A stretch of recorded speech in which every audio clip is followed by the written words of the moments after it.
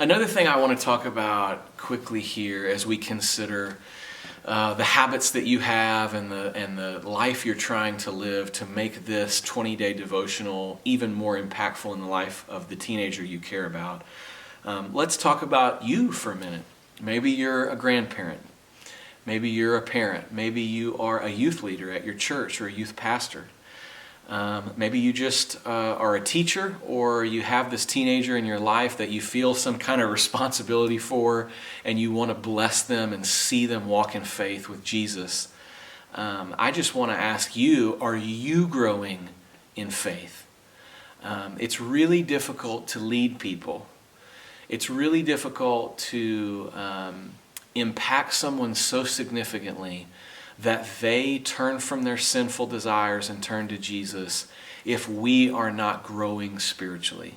So this devotional is good for teenagers, but it may also be really good for you to read ahead, to prepare for what's coming next, to ask the Lord, is there anything true in this devotional of me?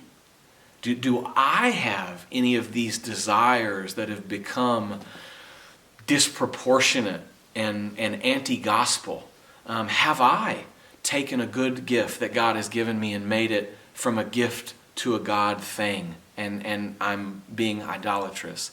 That can be really helpful. And then, like I said in the first video in this series, if the Spirit of God convicts you of something, He is not shaming you. It's His kindness that's leading you to repentance. And on the other side of repentance, biblically, should always be joy.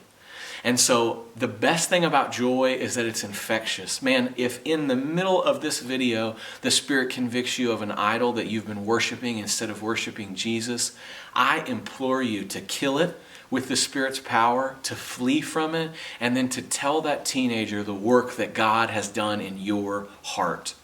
It's one thing to talk about killing idols and allowing God to change our desires. It's a whole nother thing to see someone actively going through that process.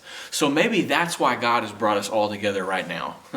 Maybe that's why you've picked up this devotional. Maybe it is for the teenager, but maybe it's also for you and I to be ever present and vigilant, as Paul says in the New Testament, watching for Satan, because he's walking around like a prowling lion looking for someone to devour. Maybe, just maybe, God is working something in your heart through these devotions, and it would bring no more joy to me than anything else than to hear about you repenting and turning from sin and being able to share that example with the teenager that you so truly want to see the same thing happen in their life.